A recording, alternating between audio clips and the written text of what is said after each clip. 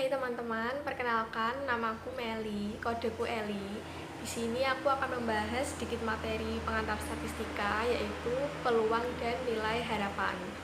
Nah, yang pertama itu kita masuk ke pengertian peluang. Jadi, peluang itu adalah nilai yang menunjukkan kemungkinan terjadinya suatu kejadian. Nah, peluang itu selalu antara 0 sampai dengan 1, atau bisa juga dalam bentuk pecahan atau dalam bentuk persentase. Jadi kalau misalnya kita menghitung peluang dan hasilnya itu lebih dari 1, misalnya 1000 atau 100, itu sudah pasti salah. Nah, dalam menghitung peluang itu ada 3 pendekatan. Yang pertama itu pendekatan klasik. Dalam pendekatan klasik ini, semua kejadian dalam ruang sampel itu dianggap memiliki peluang yang sama untuk terjadi. Misalnya dalam melakukan percobaan melempar sebuah dadu, mata dadu kan ada 6. Nah, peluang muncul mata dadu angka 1 itu 1/6. Lalu peluang muncul mata dadu angka 2 itu juga 1/6. Peluang muncul mata dadu angka 3 juga 1/6, dan seterusnya. Nah, yang kedua itu pendekatan frekuensi relatif. Dalam pendekatan ini tuh kita menghitung peluang dari percobaan atau kejadian yang sudah terjadi sebelumnya. Misalnya, dalam 5 kali pertandingan, seorang atlet itu memenangkan pertandingan 2 kali, terus dia kalah sebanyak 2 kali, dan satunya itu seri. Nah, peluang seorang atlet tersebut menang dalam pertandingan berikutnya itu berarti 2/5. Nah, lalu yang ketiga itu adalah pendekatan subjektif. Dalam pendekatan subjektif ini kita menghitung peluang berdasarkan subjeknya.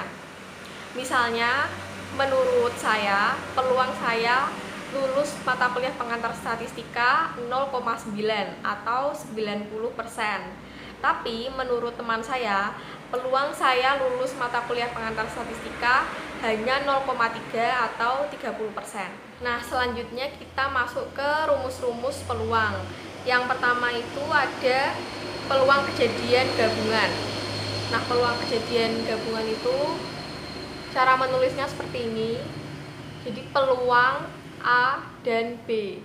Jadi dan itu simbolnya kayak huruf N gini. Atau bisa juga ditulis P dalam kurung AB, atau bisa juga peluang dalam kurung BA. Nah, cara nyari peluang A dan B itu adalah peluang A dikali peluang B. Nah, itu kalau digambar bentuknya seperti ini. Jadi ini peluang A, ini peluang B, ini peluang A dan B.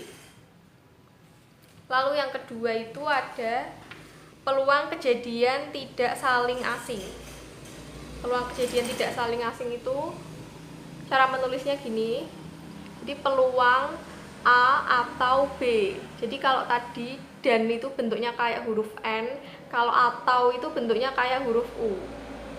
Nah, cara nyari peluang A atau B itu sama dengan peluang A ditambah peluang B dikurangi peluang AB. Nah, itu kalau digambar jadinya kayak gini. Jadi peluang A atau B, cara nyarinya peluang A ditambah peluang B dikurangi peluang A dan B. Nah, lalu yang ketiga adalah peluang kejadian saling asing. Nah, kejadian saling asing itu tidak dapat terjadi secara bersamaan. Jadinya peluang A dan B-nya itu 0. Nah, misalnya itu kayak peluang saya lulus mata kuliah pengantar statistika dan saya tidak lulus mata kuliah pengantar statistika. Kan itu nggak bisa terjadi bersama-sama. Kalau lulus ya lulus, kalau tidak lulus ya tidak lulus. Jadi nggak bisa kita nyari peluang saya lulus dan tidak lulus mata kuliah pengantar statistika. Nah, itu kalau digambar jadinya kayak gini.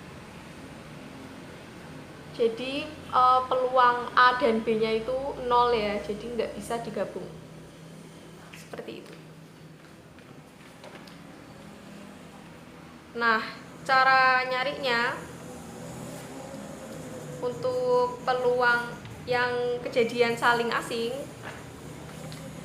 itu sama seperti ini yang tadi. Jadi peluang A atau B sama dengan peluang A ditambah peluang B dikurangi peluang AB. Nah, tapi karena tadi peluang AB-nya itu 0, jadi kita bisa langsung hapus saja.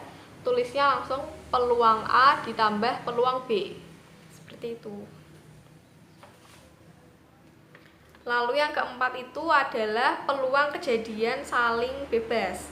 Nah, kejadian saling bebas itu terjadinya kejadian yang satu tidak mempengaruhi terjadinya kejadian yang lainnya. Nah, kejadian saling bebas itu sama kayak yang pertama, sama kayak gabungan tadi. Peluang A dan B, cara nyarinya peluang A dikali peluang B. Kayak gitu ya. Nah, terus yang kelima adalah peluang bersyarat. Peluang bersyarat itu kayak gini. Jadi ini peluang A jika B. Cara nyarinya sama dengan peluang AB dikurangi peluang B. Nah, jangan lupa kejadian yang syaratnya itu ditulis setelah tanda ini ya. Jadi yang B itu adalah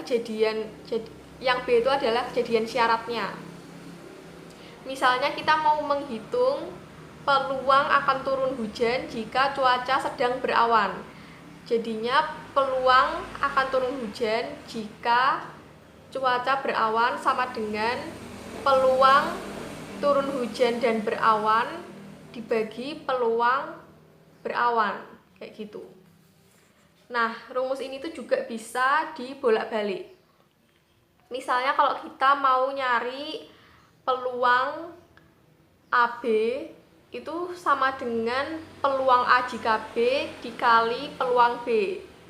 Atau kalau kita mau nyari peluang B, berarti peluang AB dibagi peluang A jika B.